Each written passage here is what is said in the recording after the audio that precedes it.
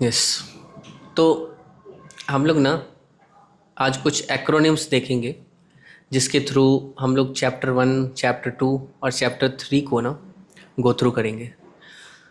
तो ये एक्रोनिम्स आप देखेंगे बहुत इजी है रिमेम्बरेंस के लिए और इस चैप्टर के फ्लो को समझने के लिए बहुत इंपॉर्टेंट है। तो चैप्टर 1 को ना हम लोग एक एक्रोनिम डाउट, जैसे श्रेय प्रभु बता रहे थे कि अर्जुन को डाउट आया था मन में, तो डाउट से हम लोग रिलेट कर सकते हैं और कभी उसे भूलेंगे नहीं। आपका चैप्टर 1 आपको पूरा याद रहेगा, कभी नहीं भूलोगे, मैं गारंटी देता हूँ। तो आपको क्या याद रखना है? डाउट। डाउट में आपको देखना है, एक एक लेटर देखो। डी, डी फॉर क्या है? D for Dhritarashtra and Duryodhan. तो आप देखेंगे चैप्टर 1 स्टार्ट कैसे होता है। कहते हैं कि भगवत गीता, अब बैकग्राउंड थोड़ा जाते हैं तो आपको पता होगा कि ये राज्य मिलना था पांडवों को, लेकिन कौरव ने उनको छल से रख लिया था अपने पास और उनको लौटा भी नहीं रहे थे। अब अल्टीमेट ऐसा सिचुएशन आया कि अब युद्ध होना ही था। अब दोनों कौरव और पांडवों की सेनाएं एकत्रित थी कुरुक्षेत्र के मैदान में, और धृतराष्ट्र बैठे हुए थे कहाँ पे? हस्तिनापुर में। और हस्तिनापुर कहाँ है पता है आपको? अभी प्रेजेंट डे में हस्तिनापुर कहाँ पे है? नहीं, हस्तिना मेरठ। हस्तिनापुर मेरठ में। इंद्रप्रस्थ है दिल्ली, और कुरुक्षेत्र तो आपको पता ही है। कुरुक्षेत्र हम लोग जाने भी वाले हैं, बहुत जल्दी हम लोग कैंप कर रहे हैं कुरुक्षेत्र का, ठीक है। तो कुरुक्षेत्र में युद्ध चल रहा था और युद्ध का ये कहते हैं लाइव कमेंट्री उनको सुना रहे थे कौन? संजय। और धृतराष्ट्र सुन रहे थे। तो आप देखेंगे चैप्टर 1 जब स्टार्ट होता है ना, तो कैसे स्टार्ट होता है? धृतराष्ट्र के प्रश्न से। तो धृतराष्ट्र प्रश्न पूछते हैं। क्या पूछते हैं संजय से? कहते हैं कि धर्म क्षेत्रे कुरुक्षेत्रे समवेता योत्सव मामका पांडवाश्चैव किम अकुर्वत संजय। तो ये प्रश्न पूछते हैं धृतराष्ट्र संजय से, और इस प्रश्न में आप देखेंगे धृतराष्ट्र की मानसिकता दिखती है। क्या मानसिकता थी उनकी? कि वो अपने पुत्रों को और पांडु के पुत्रों को, मतलब कि पांडवों को अलग अलग ट्रीट कर रहे थे। वो कह रहे थे कि मेरे पुत्र और पांडु के पुत्र जो युद्ध क्षेत्र, धर्म क्षेत्र कुरुक्षेत्र में इकट्ठे हुए हैं, आखिरकार उन्होंने किया क्या? उन्होंने प्रश्न पूछा। इनका वो प्रश्न पूछना आप देखेंगे ना कि बहुत एक कूटनीति भरा हुआ था और बहुत उनके माइंड को दिखाता था। क्यों ऐसा दिखा रहा था? क्योंकि वहाँ पे आप देखेंगे कि वो उनको डर था कि ये जो कुरुक्षेत्र का मैदान है ना, ये क्या है? एक धर्म क्षेत्र है। और धर्म क्षेत्र किसको हेल्प करेगा? किसी धार्मिक व्यक्ति को हेल्प करेगा ना। उसको पता था कि पांडव क्या है, सारे धार्मिक हैं। एक्चुअली में राज्य तो उन्हें ही मिलना था, लेकिन राज्य अब मेरे पुत्र चाह रहे हैं कि उनके मिल जाए। और उनको पता था कि मेरे पुत्र सारे नालायक हैं, तो उनको डर था कि ये धर्म क्षेत्र है, कहीं धर्म को फेवर करेगा, युद्ध होगा भी या नहीं होगा। तो उनके मन में डाउट था। तो धृतराष्ट्र का मेंटालिटी दिखाता है। आगे देखेंगे दुर्योधन का मेंटालिटी इस चैप्टर में डिस्कशन होता है। दुर्योधन कैसे अपने आर्मी के बारे में ब्रैग कर रहा था, कैसे दुर्योधन अपने गुरु को डाउट कर रहा था, भीष्म पितामह पे डाउट कर रहा था। उनको, दुर्योधन को ऐसा लग रहा था कि ये सारे ना पांडवों से बड़ा स्नेह करते हैं, बड़ा प्रेम करते हैं, कि सच में युद्ध सही से लड़ेंगे या नहीं लड़ेंगे। तो उनके मन में डाउट था। तो आप देखेंगे धृतराष्ट्र और दुर्योधन दोनों की मानसिकता दिखते हैं यहाँ पे। एक इनसिक्योर है दुर्योधन, उसको डर लग रहा था कि इतनी बड़ी सेना है उसके पास। अब देखो दुर्योधन क्यों इतना कूदता था, पता है आपको? क्योंकि उसको पता था कि उसके आर्मी में द्रोणाचार्य हैं, उनके आर्मी में भीष्म पितामह हैं, उनके आर्मी में कृपाचार्य हैं, उनके आर्मी में अश्वत्थामा है, कर्ण है, और ये इनको कोई परास्त कर ही नहीं सकता। कहते हैं कि क्या कहते हैं, द्रोणाचार्य के पास अगर कोई कुछ भी हो उनके हाथ में, अगर कोई खड़ का, कुछ छोटा सा घास का तिनका भी है ना, तो उनको कोई नहीं हरा सकता। ऐसे नहीं कूदता था। आप देखेंगे ना कि कोई व्यक्ति होता है तो बड़ा पतला दुबला, लेकिन बड़ा बोल रहा है तेज में, तो इसका मतलब में वो क्या बोलेगा? अभी बोलो मैं अभी कॉल उठाता हूँ, अभी अपने पिताजी को कॉल लगाता हूँ, मेरे सामने 10 लोग आ जाएंगे अभी तुम्हारे को मारने के लिए। तो इसीलिए दुर्योधन बड़ा कूदता था। तो दोनों की मानसिकता दिख गई। फिर दूसरा डाउट में वो आता है। वो के बाद क्या आता है? ऑमनियस रिजल्ट्स, बैड ओमेंस। आप देखेंगे चैप्टर 1 में फिर आगे क्या होता है। अब देखो जैसे कोई मैच स्टार्ट होना है, तो मैच स्टार्ट होने से पहले क्या होता है? कुछ विसिल वगैरह बजता है ना, या जैसे ध्वनि होता है, बिगुल बजता है। तो युद्ध स्टार्ट होना था, तो वहाँ पे क्या हो रहा था? शंख बज रहा था दोनों साइड से। पांडवों के साइड से भी शंख बजाए गए, कौरवों के साइड से भी शंख बजाए गए। लेकिन उनका जो शंखनाद था ना, ये बैड साइन दिखा रहा था। और वहाँ पे एक श्लोक आता है, बोलते हैं कि उनके हृदय को फाड़ दिया, कौरवों के हृदय को, हृदयानि वेदारयन, इनका यज्ञ, बोलते हैं कि इन शंखों की ध्वनि को सुन के। तो ये सब क्या सिद्ध कर रहा था कि युद्ध होने से पहले ही कि विजय किन की होने वाली है, पांडवों की होने वाली, कौरव हारने वाले हैं।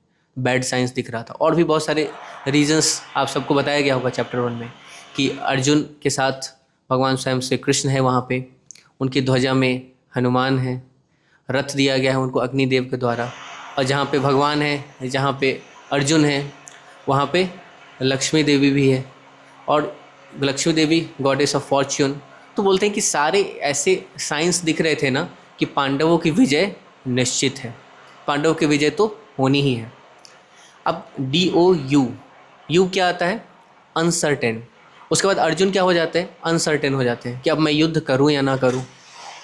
अब उसके बाद फिर क्या होता है, एक बिविल्डरमेंट आता है, वो थोड़े बिविल्डर्ड हो जाते हैं। क्या, वो क्या करते हैं, उनका हाथ कांपने लगता है, वो अपना गांडीव नीचे रख देते हैं। अब उस स्थिति में क्या करते हैं, लास्ट में टी फॉर क्या है, टर्निंग पॉइंट। टर्निंग पॉइंट क्या है, वो बहुत सारे रीजंस देते हैं, कहते हैं कि मैं युद्ध नहीं करना चाहता, मैं अगर युद्ध करूंगा ना तो क्या होगा, इतने सारे निर्दोष लोग मारे जाएंगे, तो और क्या होगा, मुझे पाप लगेगा। और रीज़न क्या देते हैं, मैं इंजॉय किनके साथ करूंगा। और क्या रीज़न देते हैं कि अगर परिवार के सारे बड़े बुजुर्ग मारे गए तो फैमिली ट्रेडिशन कैसे चलेगा आगे, बच्चों का, स्त्रियों का टेक केयर कौन करेगा, तो पूरा केओस आ जाएगा सोसाइटी में। तो मैं युद्ध नहीं करना चाहता, मैं इन सब के रक्त से सना हुआ राज्य लेके क्या करूँगा। इससे अच्छा तो ये है कि मैं सब कुछ छोड़ के जंगलों में चला जाऊँ, मैं भीख मांग के रह सकता हूँ, ऐसा कहा उन्होंने। तो ये सब कुछ कह के आप देखेंगे अर्जुन ने क्या किया, अपना गांडीव नीचे रखा और बैठ गए वहाँ पे। तो आप देखो, अब ये डाउट, DOUB and T।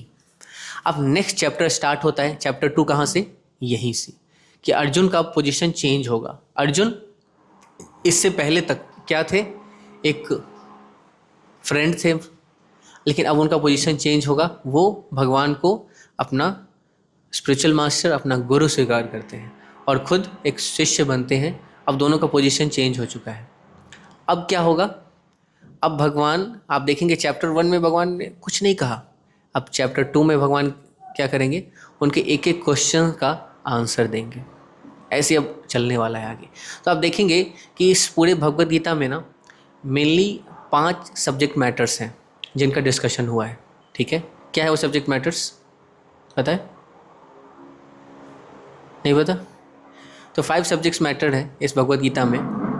तो सबसे पहला है उसमें ईश्वर, दूसरा जीव, तीसरा प्रकृति, चौथा काल, और 5वां कर्म। लेकिन इसको थोड़ा सा रिलेट करके देखें तब आप सबको ज़्यादा समझ में आएगा। तो सबसे पहला आता है ना कि जीव। तो जीव किससे रिलेट कर सकते हैं, हु एम आई, मैं कौन हूँ। तो सबसे पहला हमारा क्वेश्चन होता है ना, आवर आइडेंटिटी। तो who am I, that is जीव।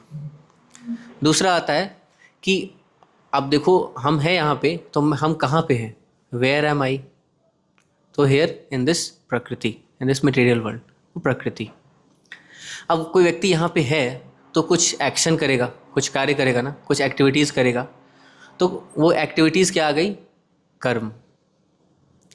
अब कितने समय तक के लिए यहाँ पे है और कैसे टाइम फैक्टर सबको अफेक्ट करता है, तो वो क्या है, काल।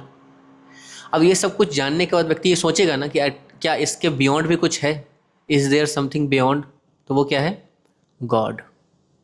ईश्वर, जीव, प्रकृति, काल और कर्म। तो आप देखेंगे चैप्टर 2 का ना मेन थीम आप देखेंगे बेसिकली क्या था, आवर रियल आइडेंटिटी। ये अर्जुन को समझाना और बताना कि एक्चुअली में हम ये शरीर नहीं है, हम आत्मा है। क्योंकि आप देखेंगे हमारे इस स्पिरिचुअल जर्नी का ना स्टार्ट कहाँ से होता है, यहीं से होता है, यही इसी अंडरस्टैंडिंग से होता है कि हम शरीर नहीं है, आत्मा है। क्योंकि जनरली लोग क्या सोचते हैं कि कुछ टाइम तक मेरे पास ये शरीर है, अभी मैं जो भी एंजॉय करना है कर लेता हूँ, ये शरीर खत्म, लाइफ खत्म, कल किसने देखा है, अब तो कुछ आगे है नहीं। लेकिन जैसे ही व्यक्ति को ये पता चलता है कि वो शरीर नहीं है, वो आत्मा है, and based on our karmas we will be given our next body, तब व्यक्ति क्या हो जाएगा, सीरियस होगा कि मुझे ना गलत कार्य नहीं करने हैं, मुझे शास्त्रों पे आधारित अपना जीवन जीना है, जैसा भगवान ने बताया है ना वैसा ही करना है। अब मैं केवल भगवान को नहीं मानूंगा, अब मैं भगवान की भी मानूंगा। तो ये अंडरस्टैंडिंग आता है किससे, आवर रियल आइडेंटिटी जानने से, साइंस ऑफ सोल जानने से। तो ये अंडरस्टैंडिंग हमने लिया भगवद गीता चैप्टर 2 में। और चैप्टर 2 में भगवान और भी चीज़ें बताते हैं। आप देखेंगे चैप्टर 2 को आप लोग याद रख सकते हैं किस एक्रोनिम से, गीता, जी फॉर गुरु। कि आप देखोगे आप किसी डिफ़िकल्ट सिचुएशन में हो, किस डिलेमा में हो, तो आपको बेस्ट तरीका क्या है उससे निकलने का पता है, किसी परफेक्ट व्यक्ति के पास जाओ और अपना हार्ट रिवील करो, उससे पूछो, तभी उस सिचुएशन से हम लोग बाहर निकल सकते हैं। ऐसे ही मन में अगर हम कुछ भी सोचते रहेंगे ना तो कभी भी उस सिचुएशन से बाहर नहीं निकल पाएंगे, हमेशा हम लोग परेशान रहेंगे और गलत डिसीजन ही लेने आएंगे। तो सबसे चैप्टर 2 स्टार्ट ही होता है किससे, G guru, accepting shelter of a bonafide authority, तो वहाँ से स्टार्ट होता है। Second, I for identity, our real identity, science of soul हमने देखा। टी फॉर टू ड्यूटीज़ हमने देखा था, our two duties, one is for our body and one is for our soul, two duties. फिर आगे हमने देखा था क्या, ए फॉर आत्माराम, आपने बताया था ना, स्थित प्रज्ञ। तो अर्जुन ने पूछा था कि अच्छा अगर कोई व्यक्ति ये साइंस बोलते हैं ना कि अब अपना रियल आइडेंटिटी जान लेता है, वो साइंस ऑफ सोल समझ जाता है, वो समझ जाता है कि उसके लाइफ का पर्पस क्या है, कैसे उसे जीवन जीना है, इस ट्रांसेंडेंटल नॉलेज को अगर कोई व्यक्ति सही से समझ जाता है, जान जाता है, तो उसका लक्षण क्या होगा, वो कैसे एक्ट करेगा, वो कैसे अपने लाइफ को गो थ्रू करेगा, उस चीज़ को किस में डिस्कस किया गया है, ए लास्ट, इस चैप्टर के लास्ट में आत्माराम, मतलब कि वो स्थित प्रज्ञ होगा, वो सेल्फ रियलाइज होगा। एक सेल्फ रियलाइज पर्सन का कैसा एक्शन होगा उसको उसमें डिस्कस किया गया। अब आप देखो यहाँ पे चैप्टर 2 कंक्लूड होता है, और चैप्टर 2 आप देखेंगे इस भगवद गीता का सेकंड लार्जेस्ट चैप्टर है। सबसे बड़ा चैप्टर कौन सा है, चैप्टर 18, उसमें 78 वर्सेस है, और इस चैप्टर 2 में कितने वर्सेस हैं, 72, ठीक है, 72 वर्ष है इसमें। तो सेकंड लार्जेस्ट चैप्टर है पूरे भगवद गीता का। और इस चैप्टर का नाम क्या है, चैप्टर 2 का नाम क्या है, गीता नहीं, हाँ वो तो एक्रोनिम, तो गीता मैंने एक्रोनिम बताया। चैप्टर रियल में चैप्टर 2 का नाम क्या है? आप सबने चैप्टर 2 पढ़, चैप्टर 1 का नाम पता है भगवद गीता, हाँ क्या, हाँ yes, observing the armies on the battlefield. और दूसरे चैप्टर का नाम है contents of Gita summarised, Bhagavad Gita का सार। तो चैप्टर 2 को भगवद गीता का सार कहते हैं, क्योंकि भगवान ने ना इसमें हर कॉन्सेप्ट को अल्टीमेटली पूरे बोलते हैं ना कि स्पिरिचुअल साइंस को ही शॉर्ट में अर्जुन को बता दिया इसमें कैसे करना है। लेकिन आगे आने वाले चैप्टर्स में क्या होगा, अब अर्जुन प्रश्न पूछेंगे, डिफरेंट प्रश्न पूछेंगे, और उनको भगवान क्या करेंगे, बाइफरकेट करके एक एक करके एक्सप्लेन करेंगे सारे। अब कर्मयोग के बारे में, ज्ञान योग के बारे में और भक्ति योग के बारे में अलग अलग करके डिटेल में अब भगवान अब समझाने वाले हैं। तो अब देखेंगे चैप्टर 3 जो स्टार्ट होता है ना, अर्जुन के एक प्रश्न से स्टार्ट होता है। तो उस प्रश्न को हम लोग देखते हैं कि एग्जैक्टली में अर्जुन ने पूछा क्या, कौन सा वो प्रश्न किया जिससे चैप्टर 3 स्टार्ट हुआ, ठीक है। तो let me share my screen.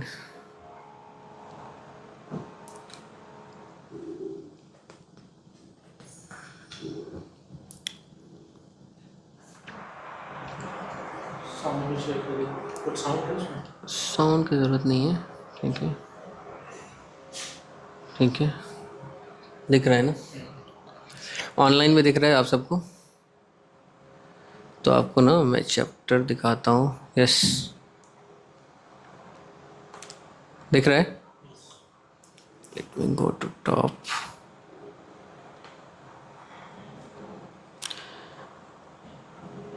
Bhagavad Gita से पढ़ना और इन श्लोकों का उच्चारण करना ना बहुत ही ऑस्पिशियस है। क्यों? क्योंकि ये भगवद गीता बहुत यूनिक है। क्यों यूनिक है? आप देखेंगे कि इनमें जो कुछ भी बताया गया है ना वो भगवान के द्वारा डायरेक्ट बोला गया है। भगवान और अर्जुन के बीच का डायरेक्ट कॉन्वर्सेशन है। कहते हैं कि ये इंटरनल कॉन्वर्सेशन है और ये बहुत रेयर है।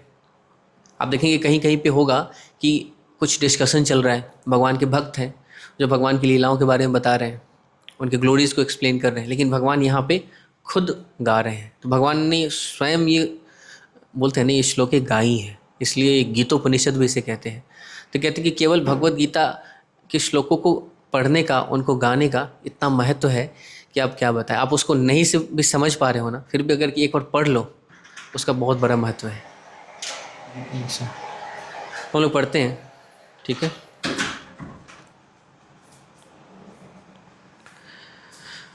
सबसे पहला श्लोक इस चैप्टर का कर्मयोग। अर्जुन उवाच जायसी चेत् कर्मणस्ते मता बुद्धिर्जनार्दन तत्किं कर्माणि घोरे मां नियोजयसि केशव। ट्रांसलेशन पढ़ेंगे कोई? यस पढ़िए, कोई भी पढ़िए translation. Arjuna said, O Janardana, O Keshava, why do you want to engage me in this ghastly warfare if you think that intelligence is better than figurative work? Yes, तो अर्जुन प्रश्न कर रहे हैं यहाँ पे। क्या प्रश्न कर रहे हैं? क्योंकि आप देखेंगे कि चैप्टर 2 में आप देखेंगे भगवान ने उनको बता दिया कि इंटेलिजेंस इज़ बेटर। अब फिर वो क्या कह रहे हैं कि oh Janardan, oh Keshav, why do you want to engage me in this ghastly warfare if you think that intelligence is better than fruitive work. भगवान ने कह तो दिया था, लेकिन अब भगवान क्या करेंगे ना, डिटेल में जाएंगे कि फ्रूटिव वर्क क्या है और हमें कैसे वर्क को करना है। कई बार आपने सुना होगा ना कि लोग कहते हैं कर्म ही पूजा है, सुना है आप सबने। लेकिन हमें ये जानना पड़ेगा कि कैसे कर्म पूजा है। हर कर्म पूजा नहीं है, वो किस प्रकार के कर्म है जिसको करना पूजा के समान है, वो यहाँ पे आज हम लोग देखेंगे। आप पर्पट में देखो, आप कोई भी चैप्टर भगवद गीता का पढ़ना स्टार्ट करते हैं ना, तो उसका फर्स्ट श्लोक देखो और उसके पर्पट को देखो। तो उसमें पता है प्रभुपाद क्या करते हैं, लिंक करते हैं और पूरा समरी देते हैं और बहुत अच्छे से एक्सप्लेन करते हैं कि एग्जैक्टली में ये चैप्टर है क्या, एक चैप्टर कैसे पिछले चैप्टर से कनेक्टेड है और इस चैप्टर में होने क्या वाला है। तो हर चैप्टर का पहला वर्ष का पर्पट तो हम सबको पढ़ना ही चाहिए, ठीक है। तो आप पर्पट में देखो क्या बताते हैं। The supreme personality of God head Shri Krishna has very elaborately described the constitution of the soul in the previous chapter। मैंने बताया था आपको मेन थीम ये था, साइंस ऑफ सोल बताना सबको, with a view to delivering his intimate friend Arjuna from the ocean of material grief। क्योंकि उनके मन में एक बहुत बड़ा क्वेश्चन था ना कि मैं इन सबको मारूंगा ना तो ये सारे मारे जाएंगे। तो भगवान सबसे पहले यही बताना चाहते थे कि तुम किसी को मार नहीं सकते। कहते हैं कि सोल इंडिस्ट्रक्टिबल है, न उसको किसी अस्त्र शस्त्र से काटा जा सकता है, न उसको भिगाया जा सकता है, न जलाया जा सकता है, न सुखाया जा सकता है। नैनम छिंदन्ति शस्त्राणि नैनम दहति पावका न चैनम क्लेदन्ति आपो न शोष्यति मारुता। बहुत सारे सोल पे बहुत सारे श्लोक भगवान ने यहाँ पे कहे, बताएं कि सोल का एग्जैक्टली नेचर क्या है। आप सबने देखा होगा जब भी किसी का डेथ होता है ना, तो पेपर में एक भगवद गीता का एक श्लोक लिखा हुआ आता है। क्या आता है उसे बताएं? उसमें लिखा रहता है कि न हन्यते हन्यमाने शरीरे। भगवद गीता का ये श्लोक है कि शरीर के खत्म होने से ये सोल खत्म नहीं होता, सोल इज इटर्नल। अब देखिए आगे क्या बता रहे, and the path of realisation has been recommended buddhi yoga और Krishna consciousness. Sometimes Krishna consciousness is misunderstood to be inertia, and with such a misunderstanding often withdraws to a secluded place to become fully Krishna conscious by chanting the holy name of the Lord Krishna। कई बार आप देखेंगे ना, लोग क्या कहते हैं कि अब मैं ना थोड़ा सा मंदिर जाने लगा हूँ, अब मैं थोड़ा सा भक्त बन गया हूँ ना, तो मैं क्या कर सकता हूँ ना, अब मैं पढ़ाई छोड़ सकता हूँ। मैं पढ़ाई नहीं करता हूँ, अपने ड्यूटीज़ को छोड़ता हूँ और बढ़िया क्या है, आराम से घर में बैठा रहता हूँ या फिर कहीं चला जाता हूँ, जंगलों में चला जाता हूँ, बाबा बन जाता हूँ, बैठ के आराम से जप करूँगा। यही तो अल्टीमेट चीज़ है। तो यहाँ पे यही बताया जा रहा है कि कई बार लोग क्या करते हैं, इसको इस चीज़ से मिसअंडरस्टूड करते हैं, एक्चुअली में ये है नहीं. But without being trained in the philosophy of Krishna consciousness, it is not advisable to chant the holy name of Krishna in a secluded place. अगर कोई ऐसा व्यक्ति करेगा तो सिंपली वो क्या करेगा, थोड़ा सा एडोरेशन मिलेगा उसे, और वो लंबे समय तक कर नहीं पाएगा. Arjuna also thought of Krishna consciousness or buddhi yoga or intelligence in spiritual advancement of knowledge as something like a retirement from active life and practice of penance and austerity. Arjun ने भी यही सोचा. वो भी क्या कर रहे थे, एक कहते हैं ना कि इस कृष्णा कॉन्शियसनेस की आड़ में अपने, बोलते हैं ना कि ड्यूटी से भागना चाह रहे थे. भगवान उनको काउंटर करते हैं. अब देखिए, in other words he wanted to skilfully avoid the fighting by using Krishna consciousness as an excuse. इसको एक्सक्यूज दे रहे थे, ऐसे एक्सक्यूज नहीं है. But as a sincere student he placed the matter before his master and questioned Krishna as to his best course of action. In answer, Lord Krishna elaborately explained Karma Yoga or work in Krishna consciousness in this third chapter. अब भगवान यहाँ पे उनको explain करेंगे. कई बार कुछ student होते हैं ना, उनको लगता है ना कि ये पढ़ाई करना बड़ा डिफ़िकल्ट है, इससे अच्छा क्या है, सब छोड़ो, ऐसे पढ़ाई वढ़ाई, जाके हम लोग बाबा बन जाते हैं. कई बार लोगों को लगता है, भागना चाहते हैं और रिस्पॉन्सिबिलिटी से भागना चाहते हैं. तो यहाँ पे कभी नहीं भगवान ने बताया कि अपनी रिस्पॉन्सिबिलिटी छोड़ के भागो. अब देखो डिटेल में आगे हम लोग देखेंगे कि हम एम्बिशियस हो सकते हैं, किस चीज़ के लिए एम्बिशियस हो सकते हैं. Okay, so let me share this PPT.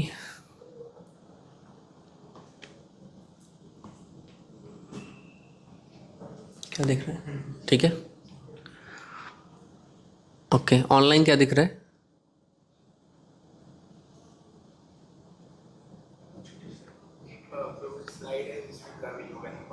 PPT दिख रहा है ना, सही है ऑनलाइन? ओके,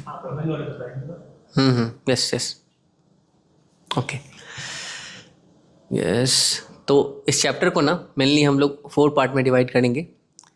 सबसे पहला पार्ट क्या था हमारा, इस चैप्टर को आपको याद रखना है किससे, ट्री से याद रखना है. ट्री, ठीक है. तो टी फॉर सबसे पहला आता है त्याग और रेनंसिएशन, जिसका एग्जाम्पल अर्जुन दे रहे थे ना. क्या बोल रहे थे कि मैं सब कुछ छोड़ के जंगलों में चला जाना चाहता हूँ, मैं युद्ध नहीं करना चाहता हूँ. तो भगवान यहाँ पे सबसे पहले एक्सप्लेन करेंगे रियल त्याग क्या है, सच में व्हाट इज़ ट्रू रेनंसिएशन, वो एक्सप्लेन करेंगे. फिर आएगा क्या, आर, ट्री. तो आर फॉर क्या आएगा, एनी आइडिया? रेगुलेशन, कि त्याग कोई व्यक्ति कैसे कर सकता है. त्याग करने का एक प्रोसेस है, रेगुलेटेड लाइफ हमें जीना चाहिए, वो चीज़ें आएंगी यहाँ पे. और उसमें हम लोग थोड़ा सा योगा लैडर के बारे में भी चेक करेंगे और डिस्कशन करेंगे. फिर आगे आएगी क्या, ई फॉर एग्जेम्पलरी लाइफस्टाइल, कैसे हमें अपना जीवन जीना चाहिए, किन प्रिंसिपल्स पे जीना चाहिए, वो आएगा डिस्कशन में.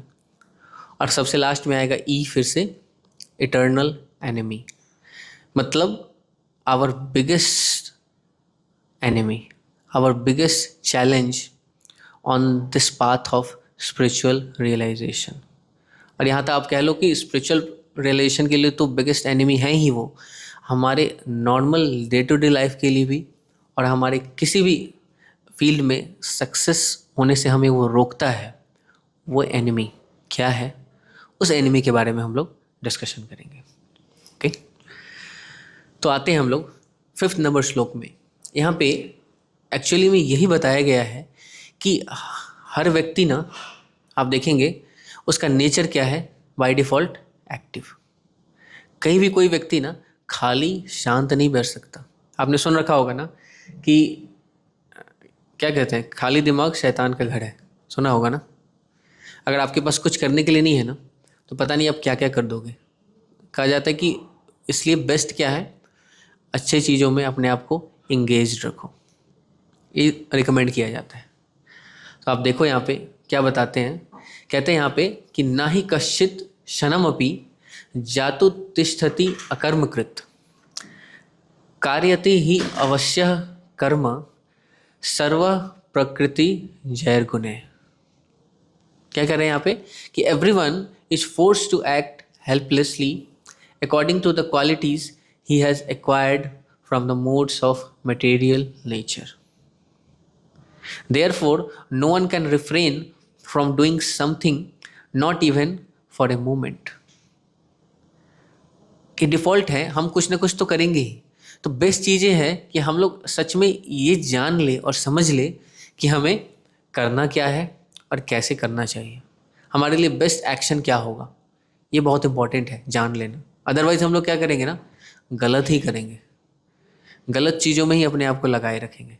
तो उस चीज़ को जानना बहुत ज़रूरी है।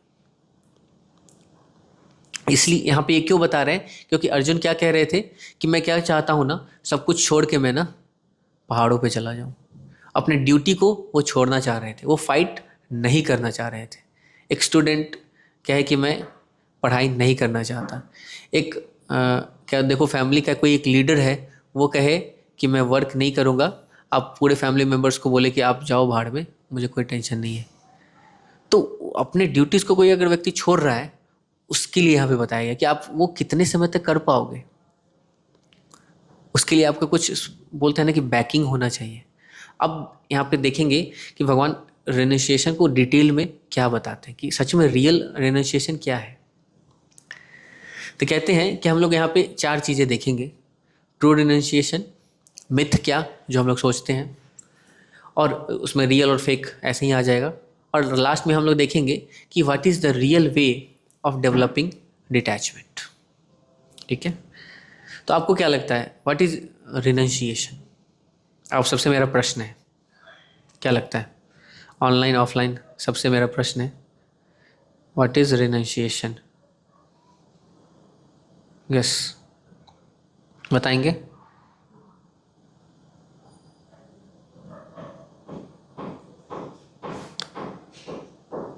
आपको क्या लगता है क्या है रिनंशिएशन? यस, आई थिंक बुरी चीजों का रियलाइजेशन करना चाहिए, त्याग करना चाहिए। Yes, very nice. और आपको क्या लगता है? सेम। देखते हैं भगवद गीता क्या कहती है।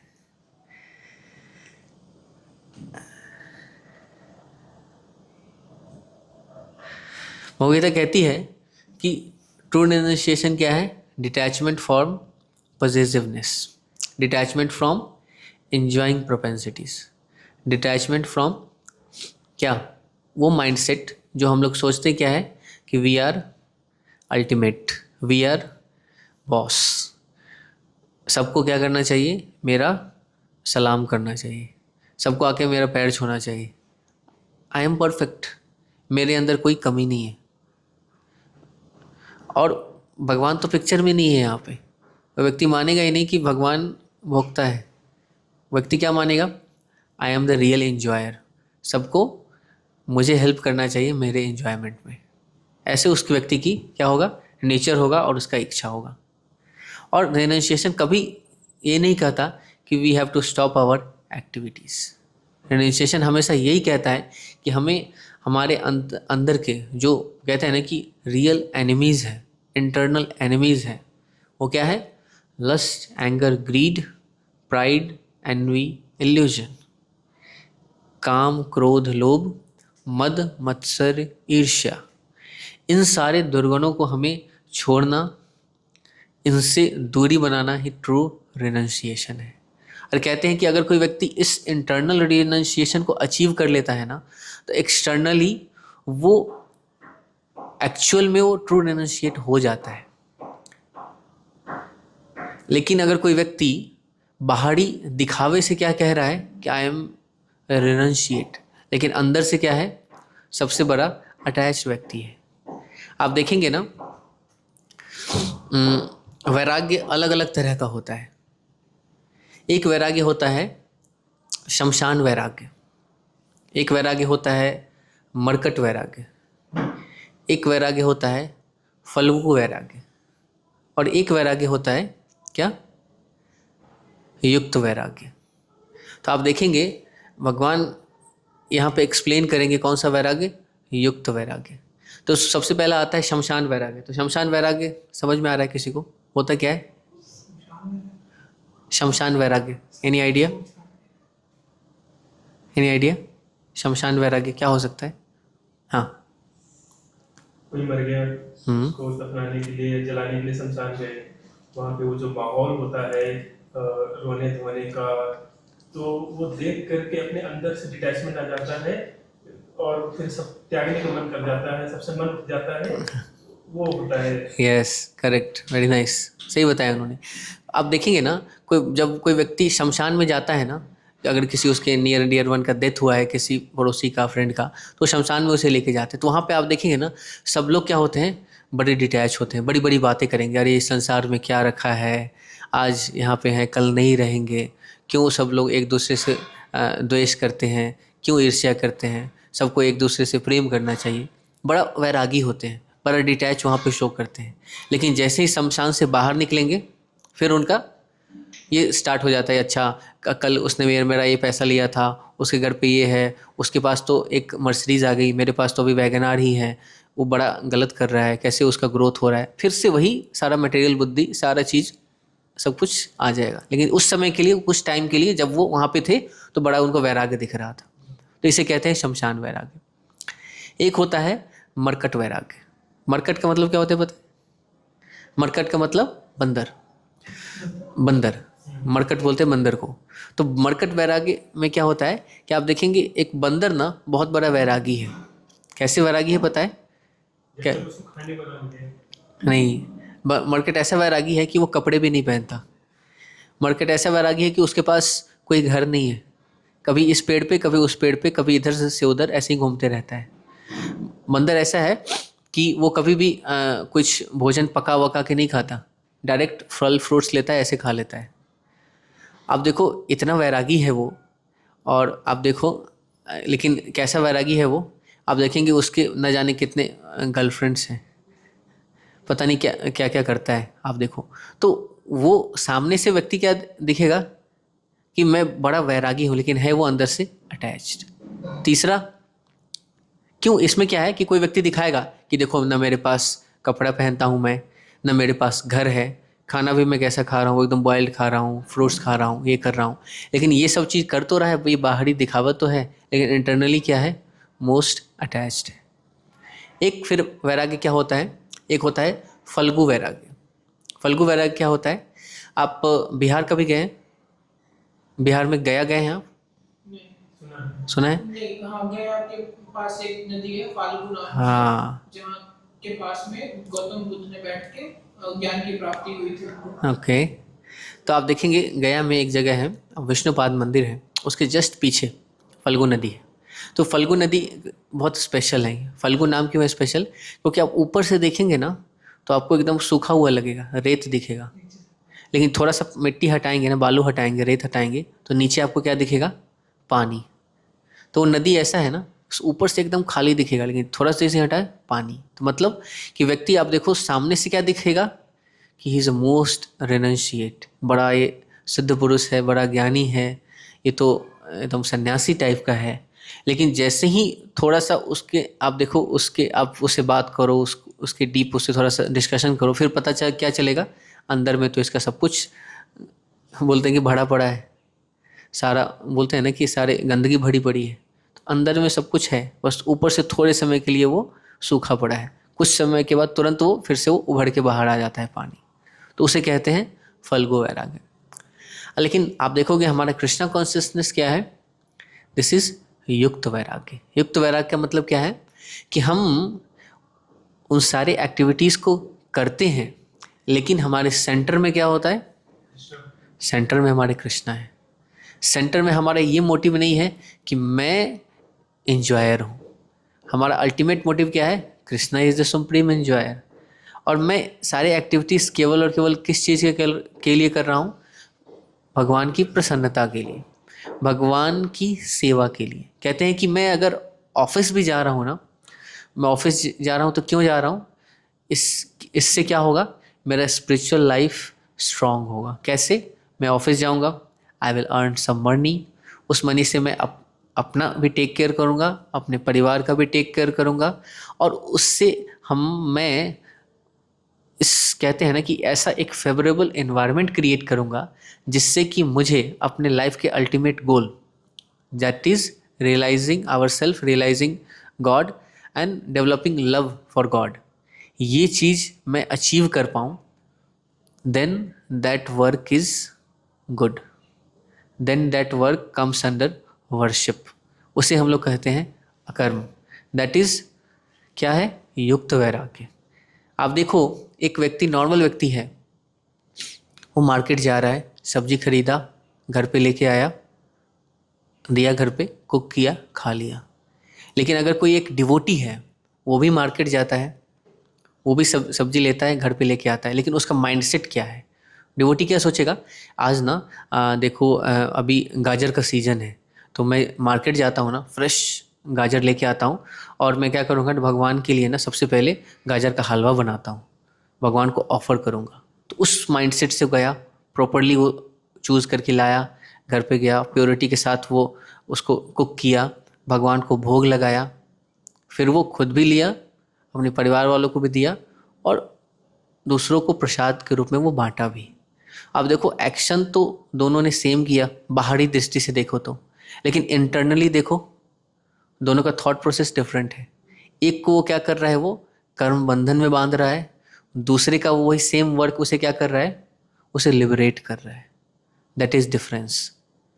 वो कर्म उसका उसे बांधेगा, और ये कर्म क्या है, उसके लिए एक वर्शिप के समान है।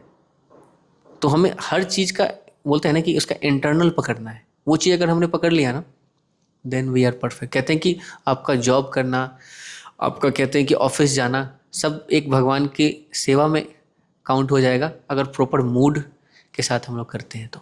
कहते हैं कि we have to be ambitious.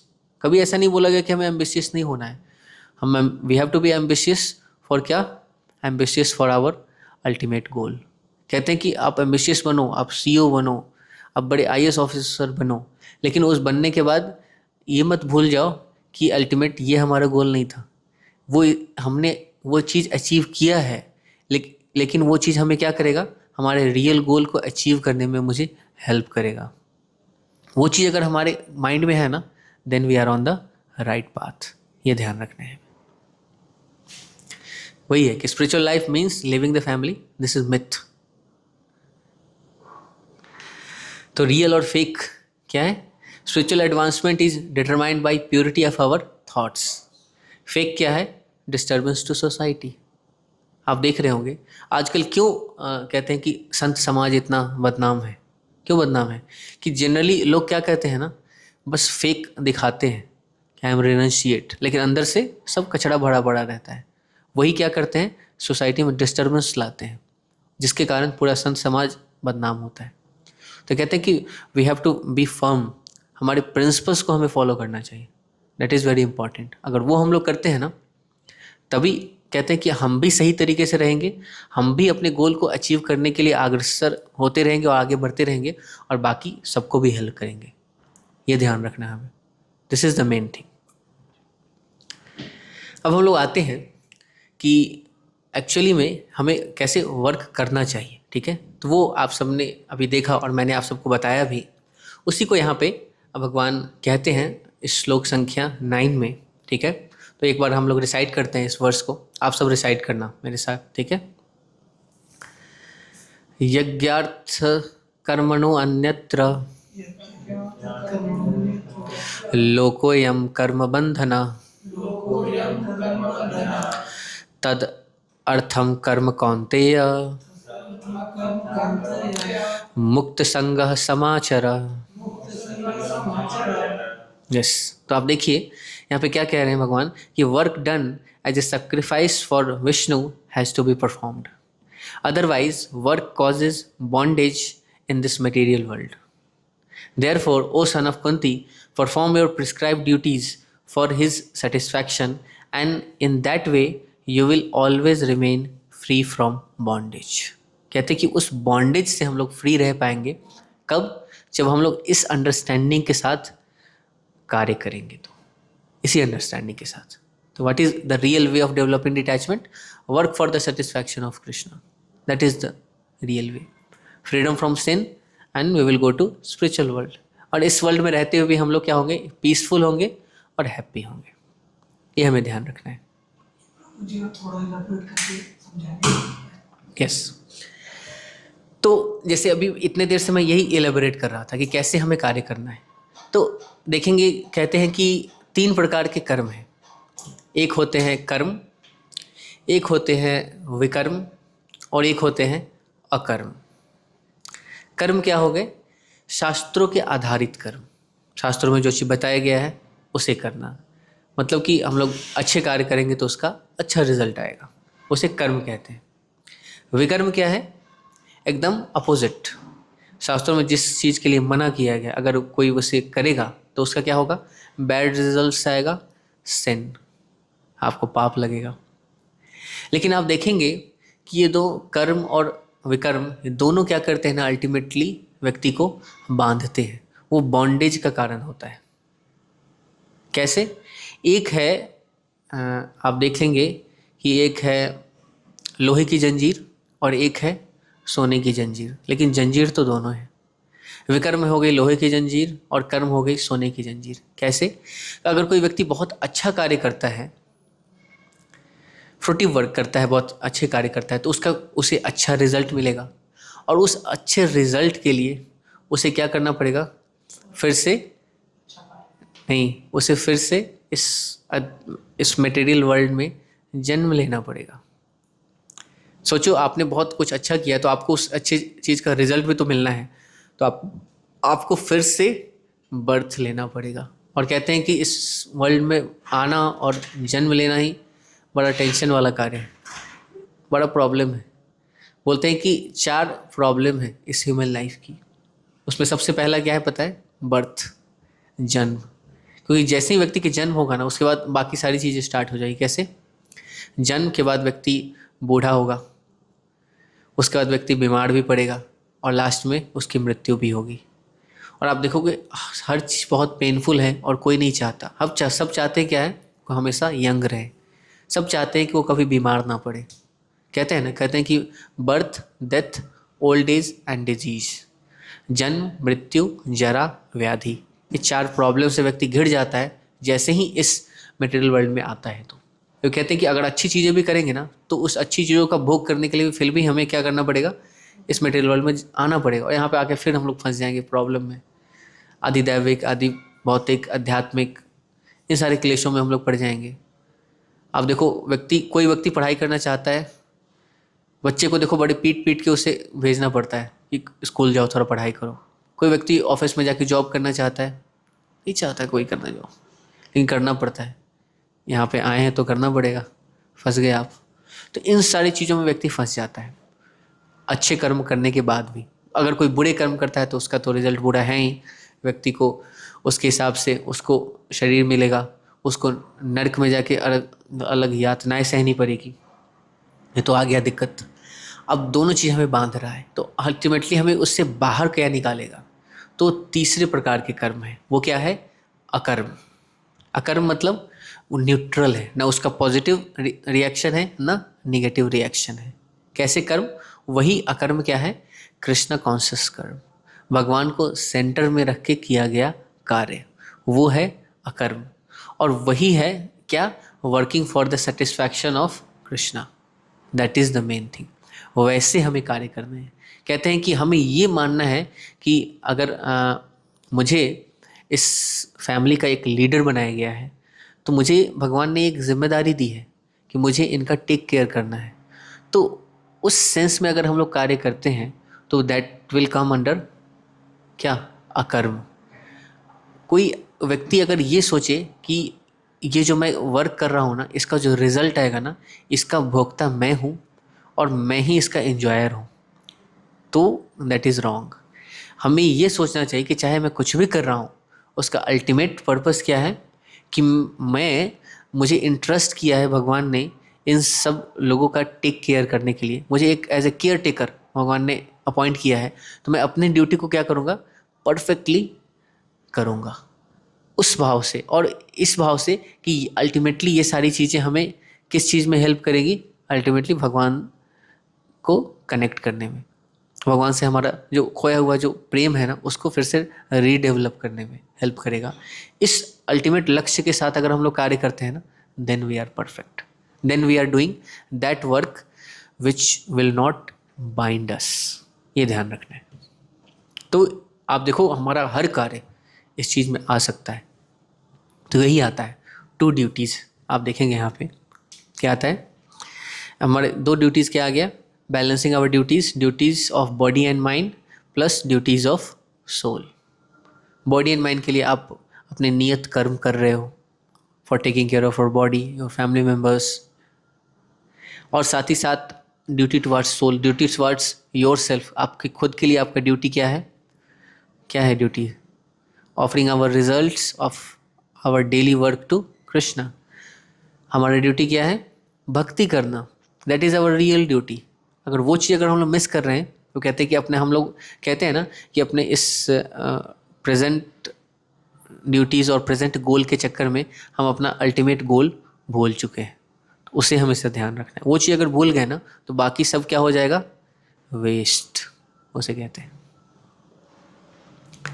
तो कहते हैं कि morality without spirituality is self centred and relative, it just enhances our convenience. कहते हैं कि कोई व्यक्ति बोले ना कि मैं ना बड़ा मोरल व्यक्ति हूँ, मैं ना, मेरे अंदर बड़ा धार्मिकता है, लेकिन उसके अंदर स्पिरिचुअलिटी नहीं है ना, तो केवल और केवल क्या होगा, मोरालिटी उसके सेल्फ सेंटर्ड होगा, अपने लिए होगा, सबके लिए नहीं होगा। और वो केवल और क्या करेगा, उसके इन्हेंस करेगा किस चीज़ को, कन्वीनियंस को। लेकिन जैसे ही कोई व्यक्ति अगर स्पिरिचुअल होगा ना तो वो खुद को तो पहले क्या करेगा, साइडलाइन करेगा। पहले क्या सोचेगा कि मैं बाकी सबको कैसे प्रॉपरली ट्रीट करूं, कैसे सबका मैं हेल्प कर सकता हूं। दैट इज़ मेन थिंग, ये हमें ध्यान रखना है। ओके, तो अब अपने हम नेक्स्ट थीम पे आते हैं। तो यहाँ पे बहुत डिटेल में भगवान यहाँ पे क्या करेंगे ना, बताएंगे एग्जेम्पलरी लाइफस्टाइल के बारे में। बहुत इंपॉर्टेंट है। कहते हैं कि वी ऑल आर लीडर्स। कोई ऐसा नहीं कह सकता कि अच्छा कोई व्यक्ति अगर किसी बड़ी पोजीशन पे है ना तो वही लीडर है। लीडर का मतलब अगर आप अपने परिवार में हो ना तो आप अपने छोटे भाई के लिए लीडर हो। कोई व्यक्ति अगर हस्बैंड है तो अपने वाइफ के लिए लीडर है। फिर आप देखो घर में आपके दादाजी होंगे, वो पूरे परिवार के लिए एक लीडर है। ऑफिस में हो आप, you are manager, you are CEO, you are leader. बाकी सब लोग आपको देख रहे हैं, आप कैसे एक्ट कर रहे हो, आपके जूनियर्स आपको देख रहे हैं, यू आर लीडर। एक लीडर को कैसे एक्ट करना चाहिए, उसका कैसे करेक्टर होना चाहिए, ये भगवान यहाँ पे बताते हैं। ट्री, पहला हमने क्या देखा, रेनंसिएशन या फिर त्याग। दूसरा रेगुलेशन। तो बताते हैं ये रेनंसिएशन और त्याग कैसे आएगा हमारे अंदर, जब हम लोग क्या करेंगे, एक रेगुलेटेड लाइफ जिएंगे। रेगुलेटेड लाइफ का मतलब क्या है, हमारे अंदर रेगुलेशन होना चाहिए, हमारे अंदर डिसिप्लिन होना चाहिए। ऐसा नहीं कि मन में आया तो कभी भी सो गए, जब मन में आया उठ गए, जब मन में आया खा लिया, जब मन में आया किसी को कुछ कह दिया, जब मन में आया कहीं घूमने निकल गए। ऐसा नहीं है। भगवद्गीता में डायरेक्टली बताया गया है कि हर चीज़ क्या होना चाहिए, रेगुलेटेड होना चाहिए। कहते हैं युक्ताहार विहारस्य युक्त चेष्टस्य कर्मणा युक्त स्वप्नावबोधस्य योगो भवति दुःखः। कहते हैं कि सब कुछ रेगुलेटेड होना चाहिए। आहार विहार, बोलते हैं कि सोना उठना, सब कुछ रेगुलेटेड वे में होना चाहिए। अनरेगुलेटेड कुछ भी होगा तो वो क्या करेगा, हैवॉक ही क्रिएट करेगा। और उस रेगुलेटेड वे में हम लोग, और कहते हैं कि एक सेट प्रिंसिपल्स के आधार पे, जैसा भगवान ने हमारे लिए निर्धारित किया है, उसके आधार पर अगर हम लोग वर्क करते हैं ना, उसके आधार पर उस फॉलो करते हैं, तो कहते हैं in due course of time हम लोग अपने अंदर उस रियल डिटैचमेंट, उस रियल त्याग की भावना को ना डेवलप कर सकते हैं। और उस रियल डिटैचमेंट की भावना से ही हम लोग क्या कर सकते हैं ना, अपने इंटरनल एनिमीज़ को जीत सकते हैं। और वो क्या है, हमारा एनवियसनेस, हमारा पॉजेसिवनेस, हमें ये मानना कि I am Bhokta, I am ईश्वर, ईश्वरत्व आ जाता है अपने अंदर, लगता है कि सबको मेरा सम्मान करना चाहिए, आई एम द बॉस। उस चीज़ की भावना से हम लोग बाहर निकल पाएंगे। Lust, anger, greed, pride, envy, illusion, इससे हम लोग बाहर निकल पाएंगे अगर हम लोग क्या करते हैं, एक रेगुलेटेड लाइफ जीते हैं। तो इट्स वेरी इंपॉर्टेंट डिसिप्लिन में रहना और रेगुलेटेड लाइफ जीना। अब देखेंगे TRE, ये आता है फिर उसमें एग्जेम्पलरी लाइफस्टाइल। तो रेगुलेशन में ही आ जाता है ये एग्जेम्पलरी लाइफस्टाइल। तो अब देखो ये श्लोक बहुत इंपॉर्टेंट है। कहते हैं कि जब भी लीडरशिप की बात होती है ना, तो ये श्लोक हमेशा कोट किया जाता है। बहुत इंपॉर्टेंट वर्स है, भगवद गीता चैप्टर 3:21। तो हम लोग एक बार फिर से इसे रिसाइट करेंगे, ठीक है? आप सब मेरे साथ बोलना। यद यद आचरति श्रेष्ठस तत्तद एवेतरो जना स यत् प्रमाणम कुरुते लोकस्तद अनुवर्तते। ट्रांसलेशन पढ़ेंगे कोई? इस शेप को पढ़ेंगे। Whatever action a great man performs, common men follow, and whatever standards he sets by exemplary acts, all the world pursues. Yes, क्या अंडरस्टैंडिंग है आप बताइए।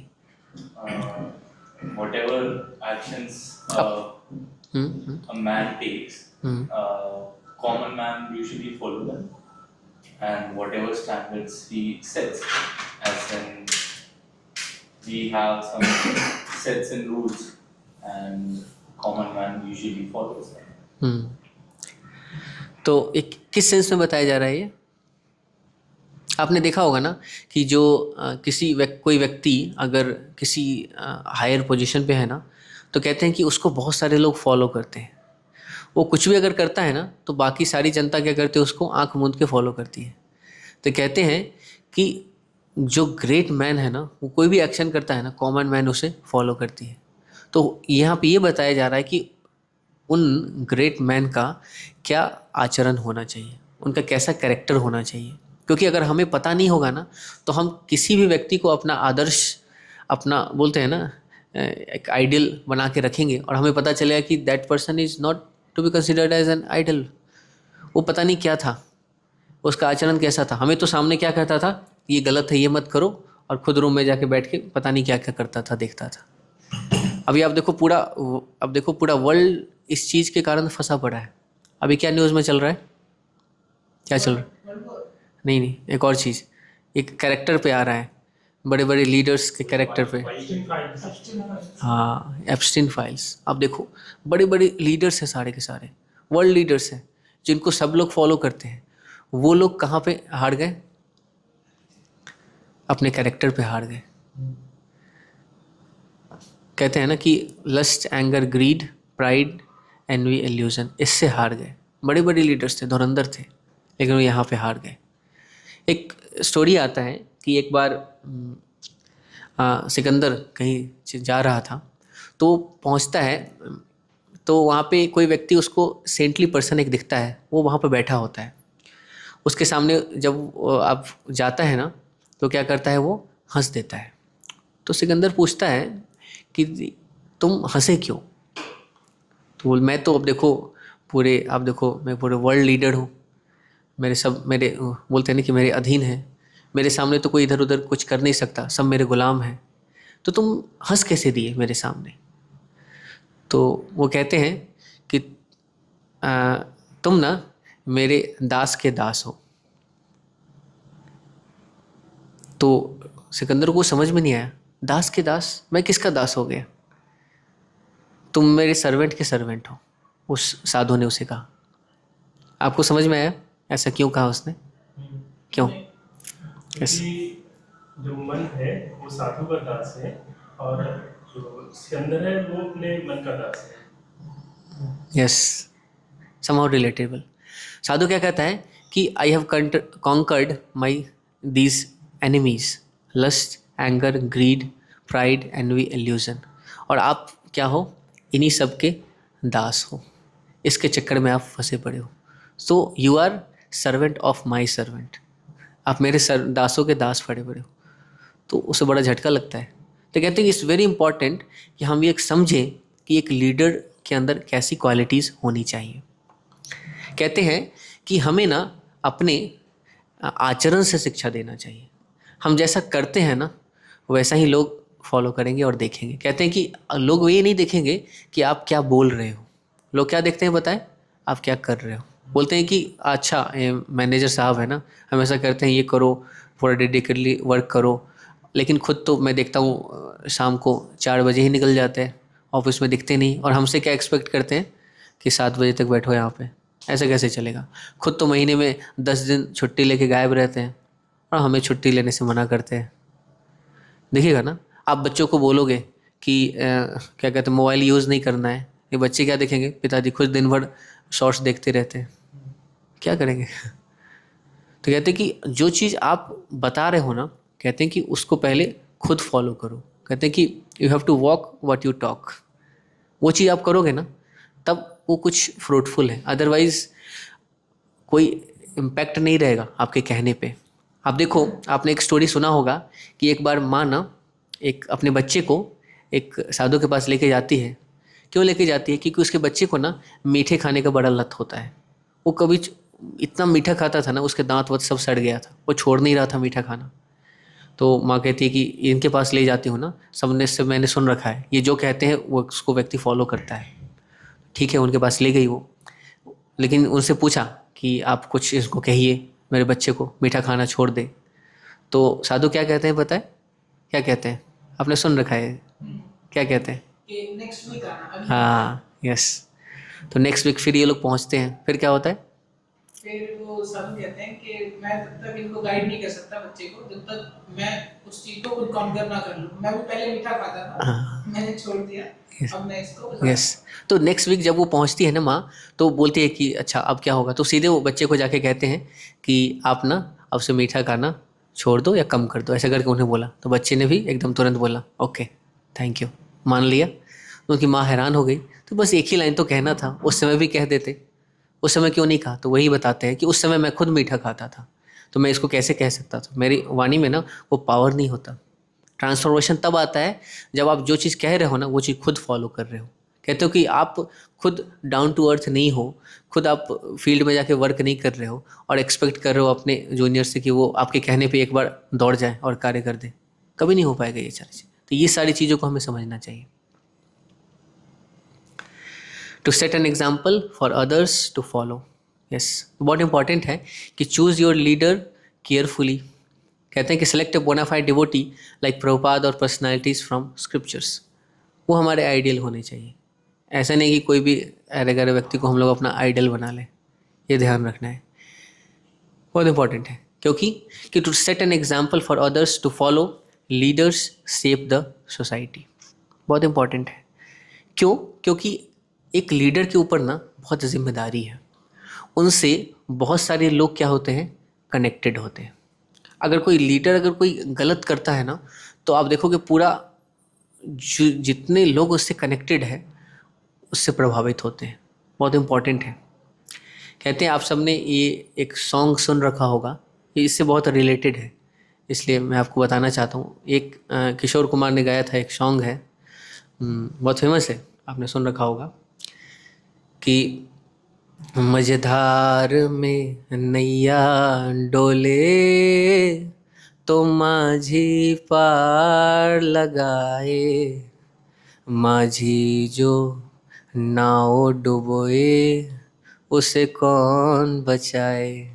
क्या कहते हैं इसमें कि अगर कोई शिप है ना, शिप को अगर कोई तूफान में फंस गया है तो उसे कौन बचाता है? उसका कैप्टन, माझी, कैप्टन बचाएगा उसके।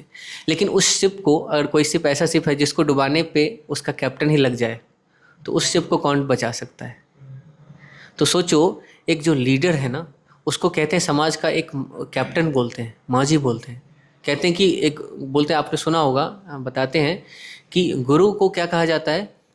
कैप्टन कहा जाता है। गुरु गाइड करते हैं, गुरु लीड करते हैं अपने सारे बोलते हैं डिसाइपल्स को इस मटेरियल ओशन से बाहर निकलने के लिए। लेकिन अगर कोई लीडर, अगर कोई एक गुरु ही करप्ट हो जाए, अगर वो ही व्यक्ति को अगर डुबाना स्टार्ट कर दे अपने आश्रितों को, तो उस व्यक्ति को कौन बचा सकता है? इट्स वेरी इंपॉर्टेंट कि हम लोग देखें, समझें, और अगर हम किसी ऐसे लीडरशिप पोजीशन पे हैं तो हमें 100 बार सोचना चाहिए कि क्या मेरा ये एक्ट किसी दूसरे व्यक्ति को गलत तरीके से तो प्रभावित नहीं करेगा। हमें क्वेश्चन करना चाहिए। कई बार बोलते हैं बहुत सारे टेस्ट होते हैं, कई बार बोलते हैं कि एक हमें न्यूज़पेपर टेस्ट करना चाहिए। अगर आप कोई चीज़ बड़ा डिसीजन ले रहे हो ना, कोई बड़ा एक्ट करने वाले हो, तो आप क्या इमेजिन करो कि आपका ये एक्ट ना कल के न्यूज़पेपर में आने वाला है। सोचो ये न्यूज़पेपर में आएगा तो सब लोग इसे पढ़ेंगे, तो सब लोग कैसे एक्ट करेंगे, क्या सोचेंगे। तो इस बात को अगर व्यक्ति समझे और सोचे और ऐसे एक्ट करे ना, तो कभी वो गलत डिसीजंस नहीं लेगा। We have to maintain our integrity, ये ध्यान रखना है कि as natural leaders act carefully. Parents, teachers, head of the state, anything, we are all leaders. और इन सब लीडर्स को ना एक चैलेंज है जो इन सब को फंसा के रखती है, और वो बिगेस्ट चैलेंज है हमारे स्पिरिचुअल लाइफ के लिए भी, और आप कह लो हमारे हर चीज़ के लिए वो बिगेस्ट चैलेंज है। वो क्या है चैलेंज, वो लास्ट में आता है। जैसे ट्री हमने देखा था, त्याग, R for regulation, E for exemplary lifestyle, और लास्ट में फिर से ई आता है, वो क्या है, एनिमी। तो एनिमी क्या है, बिगेस्ट चैलेंज क्या है, देखो आपको मैं एक श्लोक दिखाता हूँ। ये श्लोक में अर्जुन ना भगवान से पूछते हैं प्रश्न, और वो क्या कहते हैं। अर्जुन कहते हैं कि ऐसा क्यों होता है हे केशव कि मैं नहीं चाहता गलत करना, लेकिन फिर भी मुझसे वो गलत कार्य हो जाता है। अर्जुन कहते हैं कि अथकेन प्रयुक्तोयम पापम चरति पुरुष अनिच्छन अपि वार्ष्णेय बलादिव नियोजित। मैं नहीं चाहता पाप करना, लेकिन फिर भी मुझसे हो जाता है। कई बार आप सबने फील किया होगा, मैं नहीं चाहता कि मैं करूं गलत, लेकिन फिर भी मेरे से हो जाता है। मुझे ऐसा लगता है ना कि कोई बलपूर्वक ना मुझसे ये करवा दे रहा है। क्या है वो? ये 36 नंबर वर्ष में अर्जुन प्रश्न पूछते हैं, और 37 नंबर वर्ष 3.37 में भगवान इसका आंसर कर रहे हैं। This is the biggest challenge, this is the biggest enemy. अगर इसको कोई अगर कॉन्कर कर लेता है ना, कहते हैं then you will become unconquerable. किसी भी पार्ट ऑफ लाइफ में हो आप, whether office, whether family, whether spiritual, हर जगह दिस इज रिलेटेबल। पूरा एप्स्टीन फाइल आप देखो इसी के कारण फंसा पड़ा है। देखो तो क्या कहते हैं यहाँ पे, हम सब दोहराएंगे, ठीक है। श्री भगवान उवाच कामेश क्रोधेश रजोगुण समुद्भव महासनो महापाप्मा विद्येनम इह वैरिणाम। इस ट्रांसलेशन देखिए क्या कहते हैं। The supreme personality of Godhead said, it is lust only Arjuna which is born of contact with the material mode of passion and later transformed into wrath, and which is the all devouring sinful enemy of this world. बोलते हैं this is Kamesh क्रोधेश, यही है ये all devouring enemy. This is the biggest challenge. And what is काम? काम का मतलब क्या है कि लस्ट, क्या लिस्ट में क्या है, अपने सेल्फ डिज़ायर, वो डिज़ायर जो मेरे खुद के सेटिस्फैक्शन के लिए, दैट इज लस्ट। लस्ट अलग अलग चीज़ों में आ जाती है। कैसे? व्यक्ति का ये डिज़ायर हो सकता है कि ये कार तो मेरी होनी ही चाहिए, ये लड़की तो मेरी होनी ही चाहिए, मेरी नहीं हुई तो किसी की नहीं। व्यक्ति के अंदर डिज़ायर आएगा कि इस संसार का ना सारा बोलते हैं ना कि कंट्री ना मेरा गुलाम होना चाहिए। वर्ल्ड वार छिड़ा पड़ा है, सारा तेल जो है ना पावर मेरे पास होना चाहिए, उसके लिए वॉर छिड़ा पड़ा है। सबको तो अपने चाहिए ना, my my my desire, unlimited desire, this is lust. इसके कारण ही व्यक्ति फंसा पड़ा है। देखो आप आगे, love and lust, different coverings of lust. और ये एनिमी रहता कहाँ पे है वो हम लोग देखेंगे, और इस एनिमी को अपना फ्रेंड कैसे बनाना है वो हम लोग देखेंगे। कहते हैं कि हमारा नेचुरल कैरेक्टरिस्टिक क्या है पता है, भगवान से प्रेम करना। कहते हैं कि जीवेर स्वरूप है कृष्णेर नित्यदास। हमारा नेचुरल है कि हम लोग भगवान से प्रेम करें, लेकिन उस प्रेम को ना यहाँ पे देखेंगे एकदम अपोजिट वे में व्यक्ति ले लेता है जब वो इस मटेरियल वर्ल्ड में इस कवरिंग पे आता है। तो क्या होता है, but when that same love is directed towards oneself it transforms into lust never satisfied. वो क्या है, कभी भी सेटिस्फाई नहीं होता, कभी भी सेटिस्फाई नहीं होता। हम देखेंगे तो डिफरेंट डिफरेंट कवरिंग्स बताए गए यहाँ पे। तो भगवद गीता 3 चैप्टर और 38 नंबर वर्स में बताया गया है 3 तरह के कवरिंग्स हैं। सबसे पहला क्या है, फायर कवर्ड बाई स्मोक। दूसरा कवरिंग है mirror covered by dust. And तीसरा कवरिंग है एम्ब्रायो कवर्ड इन वुम्ब। तो कहते हैं कि तीनों कवरिंग में ना सबसे डीप कवरिंग क्या है, एम्ब्रायो कवर्ड इन वुम्ब। कहते हैं कि आप देखो कोई यहाँ पे आग है और धुआं है यहाँ पे ना, थोड़ा सा हाथ वाथ ऐसे ऐसे मार दो, हवा कर दोगे ना तो हट जाएगा। अब देखो नेक्स्ट लेवल ऑफ थोड़ा और डीप हो जाता है, मिरर पे अगर कोई डस्ट आ गया ना तो हवा ऐसे करने से नहीं जाएगा, थोड़ा सा कपड़ा लो ऐसे मारना पड़ेगा तब चला जाएगा। लेकिन तीसरे लेवल का कवरिंग क्या है, embryo covered in the womb. अगर कोई बच्चा माँ की गर्भ में है ना तो कई लेयर के अंदर है, फूंकने से या हाथ से मारने से वो कवरिंग हटने वाला नहीं है। टाइम आएगा तब वो निकलेगा या फिर डॉक्टर के थ्रू उसको सिजेरियन निकालना पड़ेगा।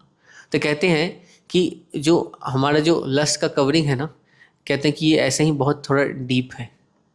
और जनरल केस में आप देखेंगे ये तीसरे लेवल पे रहता है और बहुत डीप रहता है। और इस कवरिंग को हटाने के लिए ना हमें बोलते हैं ना डिलीजेंटली थोड़ा प्रयास करना पड़ता है, तब ये कवरिंग हटता है। बहुत कम ही ऐसा केस होता है जो बहुत आसानी से किसी व्यक्ति का हट गया और कोई व्यक्ति इस चक्कर में नहीं फंसा है, तो बहुत कम लोगों का होता है। दैट आर बोलते हैं कि बहुत एक्सॉल्टेड पर्सनालिटीज़ हैं, उनके केस में होता है। बट जनरली क्या देखा जाता है, हमें डिलीजेंटली प्रयास करना पड़ता है। और वो क्या है कि watch out for this dangerous enemy else one might and up in lower species of life. Otherwise यही होने वाला है, क्योंकि जैसे ही कोई व्यक्ति इस चीज़ को नहीं समझेगा ना, क्या करेगा, गलत तरीके से एक्ट करेगा। ये हमको ध्यान रखना है।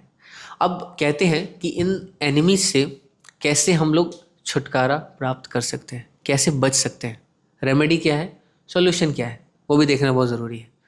तो रेमेडी भी यहाँ पे बताएंगे और ये कहाँ रहते कहाँ पे है वो भी बताएंगे आपको।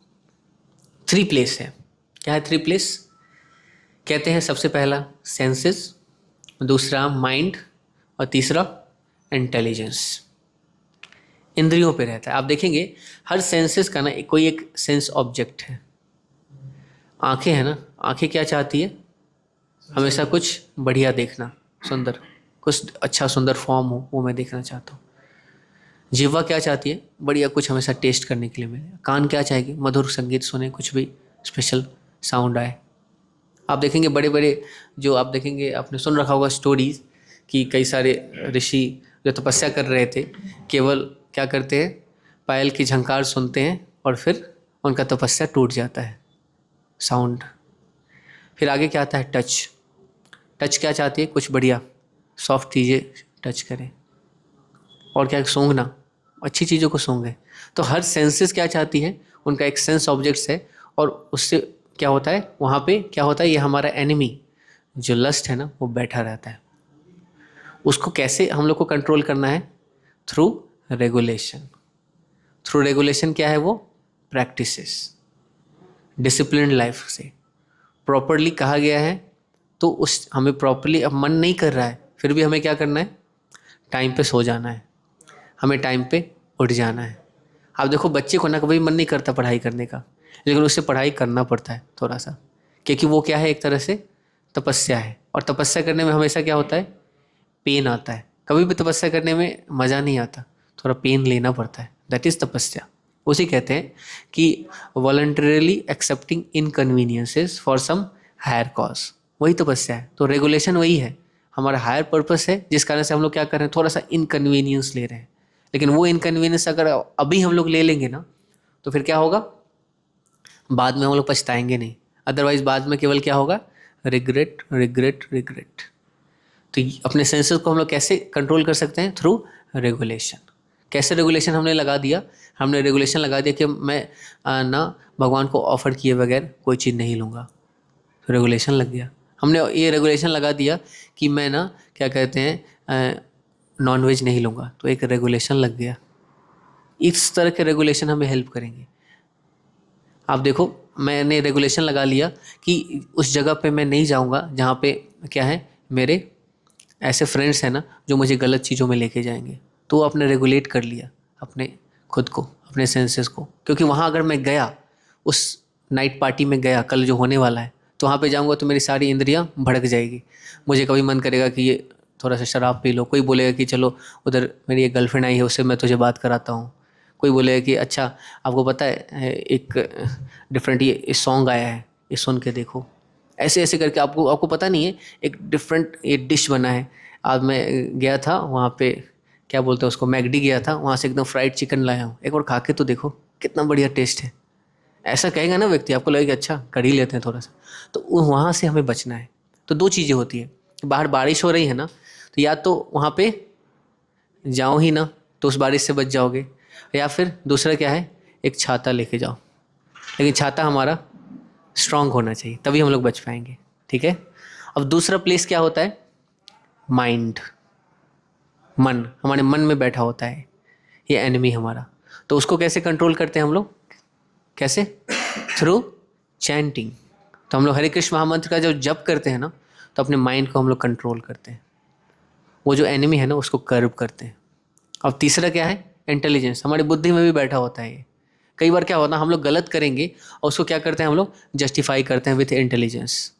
तो उस इंटेलिजेंस को भी हमें प्योर करना है, कैसे, विथ ट्रू नॉलेज। और वो कहाँ से आएगी, हमारे स्क्रिप्चर से आएगी। हम लोग भगवद गीता अभी पढ़ रहे हैं, दिस विल, बोलते हैं ना, प्योर आवर इंटेलिजेंस। और इन तीनों चीज़ को अगर हम लोग करें ना, तो बहुत, बोलते हैं ना, आसानी से हम लोग इस ऑल डिवोरिंग एनिमी को हम लोग क्या कर सकते हैं, डिफीट कर सकते हैं।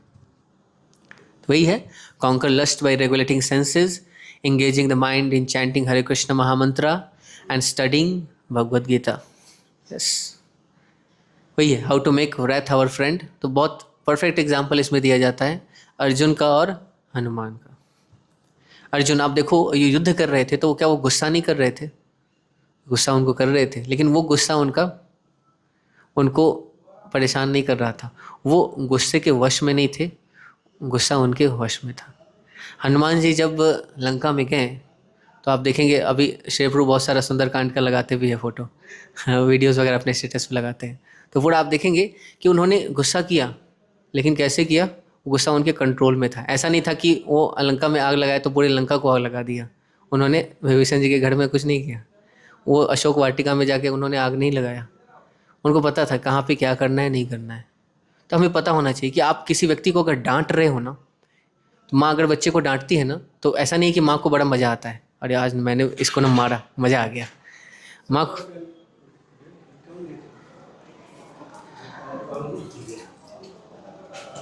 तो ऐसा नहीं है। तो आप ये देखेंगे कि वो ऐसा गुस्सा क्यों कर रही है, क्योंकि वो चाहती है कि उसका बच्चा सुधर जाए, वो गलती दोबारा रिपीट ना करे। तो आपका गुस्सा करना, आपका किसी को मारना, किसी को करेक्ट करना, अगर उसके लाइफ में कोई पॉजिटिव इम्पैक्ट ला रहा है और उस चीज़ से आप इफ़ेक्ट नहीं हो रहे हो, आप उसमें बह नहीं जा रहे हो, अगर जब तक आप कंट्रोल में हो और वो चीज़ आपका करना कंट्रोल में है और किसी व्यक्ति के साथ कर रहे हो, उसके लाइफ में कोई पॉजिटिव इम्पैक्ट आ रहा है, ऐसा नहीं हो रहा है कि वो कट गया आपसे और वो भाग गया, तब तक वो सही है, अदरवाइज इट इज़ रॉन्ग। ये ध्यान रखना है। ओके, तो ये हमारा था क्या, चैप्टर 3। एक मैंने ओवरव्यू दिया। अब आप सब क्या कर सकते हो ना, डिटेल में इसे ना पढ़ सकते हो। ये क्या करेगा, आपके सारे क्वेश्चंस, आपके जो कॉन्सेप्ट्स था ना, उसको बूस्ट करेगा। ओके, क्योंकि हम लोग अभी सारे चैप्टर्स चल रहे हैं ना, इन सारे चैप्टर्स का एक ओवरव्यू दे रहे हैं। क्योंकि पूरा चैप्टर आप देखो, एक एक श्लोक अगर हम लोग कराने लगे ना, तो 18 वीक नहीं, पता नहीं कब तक चलेगा ये चैप्टर। ठीक है, तो हमने एक ओवरव्यू दिया, आप सब खुद से इस नॉलेज के साथ पढ़ो, तो आपका अंडरस्टैंडिंग क्लियर होगा, बेटर होगा। और भी आपका जो क्वेश्चंस है, डाउट्स है ना, हम लोग आने वाले फर्दर सेशंस में हम लोग कैटर करेंगे। ठीक है, तो इस पूरे चैप्टर को मैंने बताया था ट्री एक्रोनिम से। तो टी फॉर क्या था, ओके, रिनंसिएशन। उसके बाद R for regulation, E for exemplary behaviour, और फिर लास्ट में ई, हाँ, आवर इटर्नल एनिमी। ठीक है, हरे कृष्णा। किन्हीं का कोई प्रश्न है तो वो हम लोग ले सकते हैं, किन्हीं को कुछ डाउट है, कहना है, वो बता सकते हैं। यस। जैसे आपने बोला था कि हमने कोई भी डिसीजन लिया उसको ऐसे सोचना चाहिए कि कल वो न्यूज़पेपर में आएगा तो लोग क्या सोचें। एक तरह से एक एग्जांपल, तरीके हाँ, से। सोचें। तो क्या हम उस चीज़ को, क्योंकि कभी कभार ऐसा हो सकता है कि हम चीज़ सही कर रहे हों पर और लोगों को उस चीज़ का ना पता हो, और हम ये चीज़ करते हुए अगर उस डिसीजन को लेंगे तो क्या वो सही होगा कि क्या लोग क्या सोचेंगे कल ऐसे, पर हम हमारे हिसाब से उसका इम्पैक्ट बिल्कुल सही है। ओके, तो मतलब आपका यही कहना है कि आप कोई डिसीजन ले रहे हो और उस डिसीजन से आपको ऐसा लगता है कि सामने वाले व्यक्ति का फ़ायदा होगा, लेकिन वो व्यक्ति अभी समझ नहीं पाएगा, तो आपको वो करना चाहिए या नहीं करना चाहिए? हाँ, और मोरोवर ज़्यादातर लोग उस चीज़ को नहीं समझ पाएंगे कि ये, क्योंकि उनको नहीं समझ में आ रहा जो जिस तरीके से मैं सोच पा रहा हूँ। अगर मैं उनको एक्सप्लेन भी, अभी जैसे मान लो मैं यहाँ पे आया, अगर इसी डिसीजन को मुझे किसी और को समझाना हो वो नहीं समझ पाएगा। बोले अरे मंदिर जा रहा है, क्या करेगा यहाँ पे जाके, सोचेंगे सब लोग। नहीं, अगर कोई नहीं समझ पा रहा है तो मतलब क्या ये सोचना सही है कि हमें लोग कैसे सोचेंगे उस हिसाब से? यस, तो बताते हैं कि कई तरह की चीज़ें होती हैं। आप देखो, एक बच्चा है ना, बच्चा कभी नहीं चाहेगा कि कड़वी दवाई खाना, लेकिन माँ को पता है अगर मैं इसे कड़वी दवाई दूंगी ना तो ये बच्चा सही हो जाएगा, इसके लिए अच्छा है, इसके भले के लिए है। लेकिन बच्चे को अगर कभी पूछा जाए तो कभी बोलेगा नहीं कि मुझे कड़वी दवाई खाना है। इसी तरह कई डिसीजंस ऐसे होती हैं, आप देखो लीडर को वो चीज़ करना पड़ता है। अगर वो ये सोचे कि अगर मैं ये करूँगा और सामने वाला व्यक्ति इसको अच्छे वे में ले, तो कई बार ऐसा हो सकता है कि वो व्यक्ति उसे समझ ना पाए। क्यों? क्योंकि दो चीज़ें होती हैं, एक चीज़ होती है श्रेयस, एक चीज़ होती है प्रेयस। ठीक है, एक होता है लॉन्ग टर्म बेनिफिट और एक होता है शॉर्ट टर्म बेनिफिट। एक होता है इमीडिएट रिजल्ट, एक होता है अल्टीमेट रिजल्ट। तो कई सारी चीज़ों का क्या होता है, आपको तुरंत रिजल्ट दिखेगा।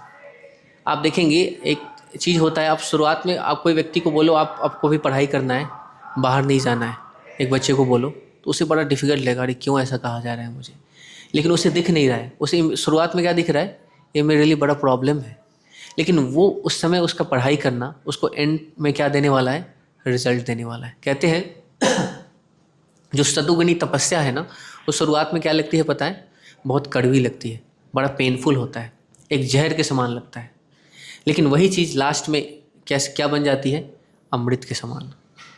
लेकिन आप देखो जो तमोगुणी है ना, वो शुरुआत में आपको क्या लगेगा, शुरुआत में भी आपको क्या लगेगा, बूढ़ा, शुरुआत में भी बूढ़ा लगता है, बाद में भी बूढ़ा रहेगा और एंड में भी बूढ़ा रहेगा। लेकिन रजोगुणी क्या होता है, शुरुआत में थोड़ा अच्छा लगेगा, लेकिन एंड में जाके आपके लिए बहुत घातक होने वाला है। जैसे कोई व्यक्ति बहुत मीठा खाता है एक्सेसिव, शुरुआत में बड़ा मज़ा आ रहा है उसे, लेकिन एंड में जाके उसको क्या है, एडवर्स इफेक्ट करने वाला है, उससे प्रॉब्लम्स आएंगी, डायबिटीज़ होगा, ये होगा वो होगा, क्योंकि शुरुआत में बड़ा मज़ा आ रहा था। अब देखो जैसे कोई, और तमोगुणी में क्या आ जाता है, अगर कोई ड्रिंक करता है, पीने में क्या अच्छा लगता है, नहीं, बड़ा टेस्ट करा सरा हुआ क्या पी रहा है, उस समय भी ख़राब है, बाद में तो ख़राब है ही हेल्थ के लिए, तो हर चीज़ ख़राब है। तो आपको ये देखना है क्या आपका वो एक्ट करना, आपका वो डिसीजन लेना सामने वाले व्यक्ति के लिए सही है, उसके भले के लिए है, तो वो डिसीजन हमें ले लेना चाहिए। अब इसमें आता है कि हमें इसके कोई अगर बड़ा डिसीजन है ना, तो हमें एक दो एक्सपर्ट गाइडेंस लेना चाहिए। जैसे इस भगवद गीता चैप्टर 2 में अर्जुन ने क्या किया, एक्सपर्ट गाइडेंस लिया। वो एक्सपर्ट गाइडेंस हमें लेना चाहिए, क्योंकि कई बार होता है ना, हम किसी प्लेटफॉर्म पे होते हैं ना, तो हम किस स्थिति से सोच रहे हैं, हमारा जो विज़न है ना वो कई बार लिमिटेड होता है, वो ब्रॉड नहीं होता। कई बार हमें किसी एक्सपीरियंस पर्सन से एक बार डिस्कस कर लेना चाहिए कि अच्छा मैं ये डिसीजन लेने जा रहा हूँ, क्या आपको क्या लगता है, आपकी क्या राय है, सही है या नहीं है। तो एक्सपर्ट गाइडेंस बिना लिए ना कोई बड़ा डिसीजन नहीं लेना चाहिए। इससे आपका तो सही है, आप अपने हिसाब से अच्छा कर रहे हो, लेकिन आपको पता ही नहीं था कि अच्छा ये भी डायरेक्शन है क्या, उस डायरेक्शन में भी मैंने तो सोचा ही नहीं। कई व्यक्ति ऐसा सोच सकता है। तो आप देखो साइंटिस्ट ने तो कार बना दिया, लेकिन उन्होंने ये नहीं सोचा था कि कार से आगे चल के क्या होगा, पोल्यूशन आ जाएगी। उन्होंने रेगुलेशन करना था इसको। अब देखो साइंटिस्ट ने एयर कंडीशनर बनाए, फ्रिज बनाया, लेकिन इस पे रेगुलेशन नहीं लगा पाए। रेगुलेशन लगाना था गवर्नमेंट को, रेगुलेशन लगाना था डिफरेंट बिजनेस ओनर्स को, लेकिन उन्होंने क्या किया, अपने पैसे के लिए क्या किया, धड़ल्ले से इसको बांटना स्टार्ट कर दिया। ये क्यों बनाया गया कि बहुत देखेंगे रेगिस्तान में, वहाँ पे जो सोल्जर्स थे वहाँ गर्मी होती थी, तो लोगों को वहाँ पे नीड हुआ कि वहाँ पे साइंटिस्ट ने सोचा कि इनके हेल्प के लिए यहाँ पे कुछ एयर कंडीशनिंग होना चाहिए, वहाँ पे तो लगा दिया। लेकिन अब बिजनेस ओनर्स ने क्या सोचा, ये थोड़ा सा बनाने से क्या फ़ायदा, इसको पूरा मास प्रोड्यूस करते हैं, सबको बांटते हैं, तो हमारा भी पैसा आएगा। वहाँ पे रेगुलेशन नहीं लगा पाया, एंड रिजल्ट वो देख नहीं पाए वहाँ पे। बाद में पता क्या चला, दिक्कत है।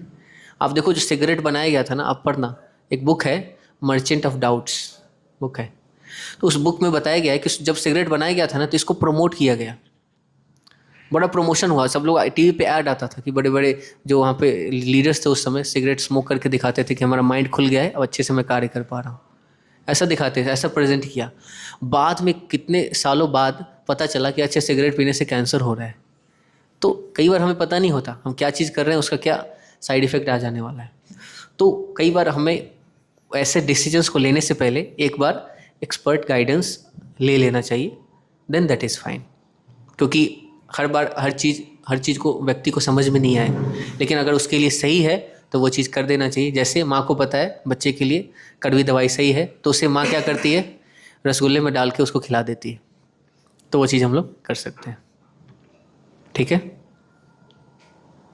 और एक और डाउट था कि आपने बोला कि ट्रू नॉलेज के ऊपर कि हमें ट्रू नॉलेज पे ट्रस्ट करना चाहिए, बट हमें खुद कैसे पता है कि वो नॉलेज सही है, कि हम उसको भी तो क्वेश्चन कर सकते हैं। हाउ कैन वी नो कि वो ही सच है? यस, इसलिए हाँ, जैसे कि कई बार ये भी मैं पर्सपेक्टिव लेके चल रहा हूँ कि बच्चे को अगर माँ समझाती है कि दवाई ले लो, उसको कड़वी लग रही है, उसको नहीं पता चल रहा है, पर उस बच्चे को भी फिर वो कैसे किस तरीके से समझाया जाए, और अगर वो बच्चा नहीं भी समझ पाया और वो उस एक्सपीरियंस के थ्रू जा चुका है कि मतलब उसको पेन हुआ या कुछ भी और वो नहीं समझा, तो उससे कैसे वो उभर सकता है, ये भी एक चीज़ है। दो चीज़ें थी मेरी। ओके, तो उसको पेन हुआ तो उससे कैसे उभर सकता है? हाँ, और पहला प्रश्न ये था कि जो ट्रू नॉलेज है उसको हम कैसे ट्रस्ट कर सकते हैं? यस, तो वो कहते हैं कि हम किसी भी इधर उधर की चीज़ों को नहीं मानते। हम किसको मानते हैं? जो हमारे शास्त्रों में बताया गया है, जो भगवान ने कहा है, जो हमारे जो वैदिक नॉलेज है ना, दैट आर एब्सोल्यूट। उन पे आज तक कभी कोई क्वेश्चन नहीं किया। क्यों? क्योंकि वो किसी नॉर्मल व्यक्ति के द्वारा नहीं दिया गया है। हम सब के अंदर ना 4 प्रकार की कमियां हैं। हमारे सेंसेस क्या है? इम्परफेक्ट है, जिससे हम लोग क्या होते हैं, इल्यूज़न में पड़ते हैं। इल्यूज़न में पड़ने के बाद हम लोग क्या करते हैं, गलतियां करते हैं, और उन गलतियों को हम लोग क्या करते हैं, छुपाते हैं। चीटिंग प्रोपेंसिटी है हमारे अंदर। तो इन 4 कमियों के होते हुए भी ना कोई भी व्यक्ति ना खुद से कोई परफेक्ट चीज़ नहीं दे सकता, कोई एब्सोल्यूट चीज़ नहीं दे सकता। लेकिन आप देखो ये सारे जो हमारे स्क्रिप्चर्स हैं, हमारे जो वेदास हैं, वो क्यों परफेक्ट है? क्योंकि वो किसी नॉर्मल व्यक्ति ने नहीं लिखे, उसको भगवान ने स्वयं दिया है, उनके थ्रू आया है नॉलेज, तो दैट इज़ परफेक्ट। और उसके बेसिस पे हम लोग क्या करते हैं, अपने लाइफ डिसीजंस लेते हैं, एक्ट करते हैं। हमें पता है कि ये सही है। आप भगवद गीता पढ़ोगे ना चैप्टर 4, तो उसमें बताते हैं, चैप्टर 4 श्लोक नंबर 11 में भगवान कहते हैं कि इस साइंस को पढ़ के और समझ के पास्ट में बहुत सारे ऐसे लोग हुए हैं, ऐसे पर्सनालिटीज़ हुए हैं जिन्होंने अपना लाइफ परफेक्ट किया है।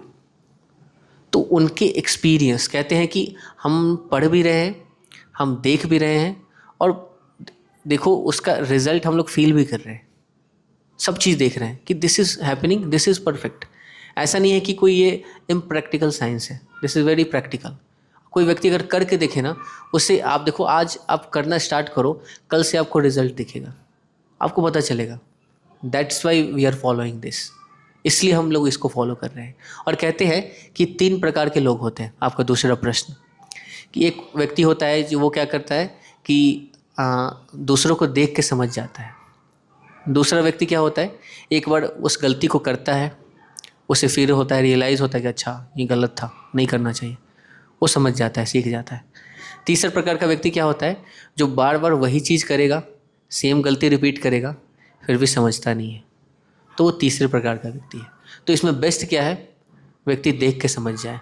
भगवान यहाँ पे बता रहे हैं, इसको देख के समझ जाओ, दैट इज़ बेस्ट। अदरवाइज़ आप खुद करोगे अपने लाइफ में, वो गलतियों को करोगे और उससे फिर आपको रियलाइज़ होगा कि अच्छा सही बताया था भगवान ने इस भगवद गीता में, अगर मैं वो चीज़ फॉलो कर लेता ना, तो मेरा ये जो 20 साल मैंने वेस्ट किया ना खुद से करके ना, वो वेस्ट मैं नहीं कर पाता। 20 साल पहले से मैं जब इसको मैं फॉलो करना स्टार्ट कर देता, तो आज मैं किस पोजीशन पे होता, या क्या लेवल ऑफ मेरा अंडरस्टैंडिंग होता। ये चीज़ हमको समझ जाना चाहिए। तो दैट इज़ द थिंग। तीसरे लेवल का व्यक्ति हमें नहीं समझना। कोई व्यक्ति होते हैं बार बार करेंगे, बार बार गिरेंगे, फिर भी नहीं समझेंगे, तो उनको समझ में नहीं आता। तो ऐसा होना चाहिए। कई बार होता है, माँ बार बार बच्चे को कहती है, अच्छा वो होता है ना, वो लाइट है, वो गर्म है, उसको मत छूना, हाथ जल जाएगा। बच्चा फिर जाता है, फिर जाता है, फिर जाता है, फिर माँ उसको कई बार रोकती है, बोलती नहीं रोकता है ना, तो जा एक बार जा कर ले, माँ भी छोड़ देती है कि जा। तो बच्चा एक बार छूता है, एक बार उसका हाथ जलता है, भागता है। उसके बाद बच्चा फिर नहीं छुएगा उसको। एक मूर्खी होगा, फिर से जाके तब दोबारा छुएगा। तो मूर्ख व्यक्ति जो होगा, जो दोबारा उसको रिपीट करेगा। तो ऐसा मूर्ख व्यक्ति हमें नहीं बनना है। एटलीस्ट हमें कोशिश करना है कि फर्स्ट कैटेगरी में रहें। सेकंड कैटेगरी भी हो, फिर भी हमारा एटलीस्ट बच जाएंगे, लेकिन थोड़ा हमारा टाइम वेस्ट होगा। उस टाइम वेस्टेज को रोकना चाहते हैं तो एज इट इज़ हमें मान लेना चाहिए, जो भगवान बता रहे हैं, उनके डिवोटीज़ बता रहे हैं, जो आचार्य हमें सिखाना चाह रहे हैं अपने एग्जाम्पलरी एक्शन के थ्रू। ठीक है, हरे कृष्णा। काफ़ी लेट हो रहा है, हम करते हैं। ओके, हरे कृष्णा। हरे कृष्णा। ऑनलाइन है कुछ बचे हैं? हाँ हाँ, ऑनलाइन दिखाइए। यस, हरे कृष्णा। तो 2-3 लोग भी बचे हैं। बाकी धराशायी हो गए। हाँ So आप लोग स्टे कीजिए ना, we have some announcement also, so please stay online. So बहुत बहुत धन्यवाद करेंगे शोभम में दामोदर प्रभु का, इतना अच्छे से उन्होंने एक्सप्लेन किया है ना चैप्टर 3 कर्म योगा, तो मतलब कैसे हम एक्चुअली एक्शन करें ना, what is real renunciation,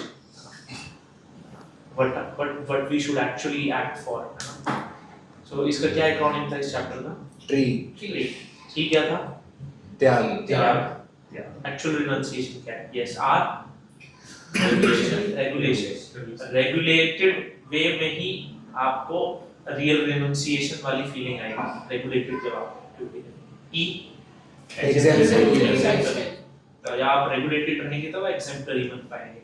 and then E enemy, eternal enemy, that is lust, उससे बचना। यस, सो बहुत अच्छे से सुना लग रहा है आपने। So thank you very much, बहुत अच्छे से सुना। हम इसके शो में दामोदर प्रभु का धन्यवाद देंगे बाय लाउडली चैंटिंग हरे कृष्णा कृष्णा कृष्णा हरे हरे, हरे राम राम